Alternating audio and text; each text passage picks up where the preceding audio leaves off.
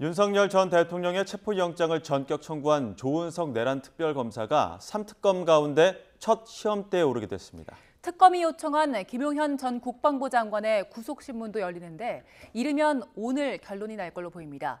취재기 연결해서 자세히 알아봅니다. 이준엽 기자. 네, 내란 특검 사무실이 차려진 서울 고등검찰청입니다. 네, 먼저 체포영장 발부 여부는 언제쯤 결론 나게 되는 겁니까? 네, 통상은 하루 이틀 안에 법원이 체포영장을 발부할지 결론을 내게 됩니다. 어제 오후 5시 50분쯤 조은석 내란특검이 서울중앙지방법원에 체포영장을 청구한 만큼 결론이 머지않은 시간에 나올 것으로 예상되는데요. 발부 여부에 따라 속도전에 펼쳐온 특검의 수사 동력에 탄력이 붙을지 아니면 제동이 걸릴지 판가름 날 전망입니다. 특검은 영장이 발부될 경우 윤 전 대통령 측에 다시 출석 의사를 묻는 절차를 거칠 것으로 보입니다. 윤 전 대통령 측이 앞서 소환 조사에 응할 수 있다는 뜻을 밝힌 만큼 영장 집행이 필요하지 않을 가능성도 있다는 건데요. 다만 특검 측은 YTN과의 통화에서 윤 전 대통령 측이 그제 내란 특검이 처음으로 들어간 내란 혐의 재판에서 특검의 위헌성을 주장한 점에 주목했습니다. 윤 전 대통령 측이 마찬가지로 특검의 소환 요구에도 위헌 특검이라고 반발할 거라는 판단에 향후 소환 역시 어려워질 것이라고 보고 강제 구인에 나서게 됐다는 취지입니다. 특검과 윤 전 대통령 측이 맞붙는 쟁점도 정리해 주시죠. 네, 앞서 조 특검은 어제 특검 지명 12일 수사 개시 엿새 만에 윤석열 전 대통령에 대한 체포영장을 청구했습니다.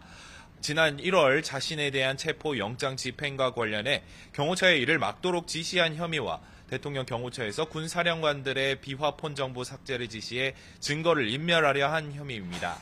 특검 측은 특히 경찰로부터 사건을 넘겨받고 소환 요구를 한 차례도 하지 않은 점에 대해서 사건의 연속성을 강조했습니다.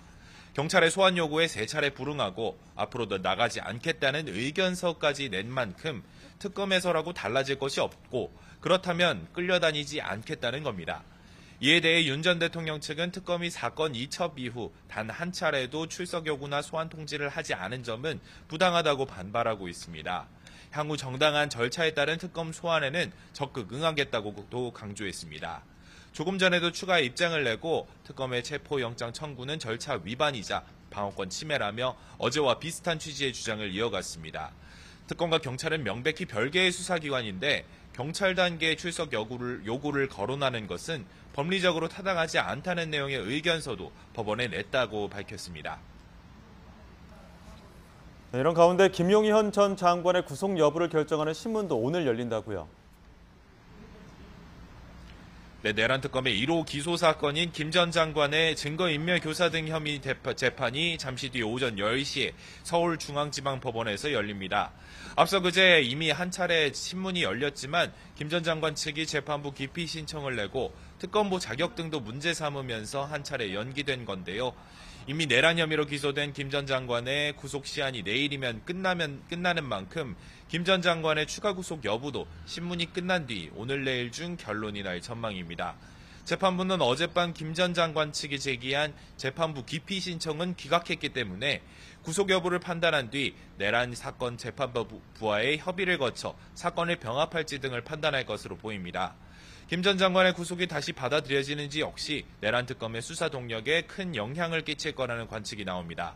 군검찰이 내란 특검과의 논의를 통해 구속 만료를 앞둔 여인영 전 방첩사령관과 문상호 전 정보사령관을 각각 추가 기소한 만큼 비슷한 전철을 밟게 될 거로 예상되기 때문입니다. 지금까지 서울 고등검찰청에서 YTN 이준엽입니다.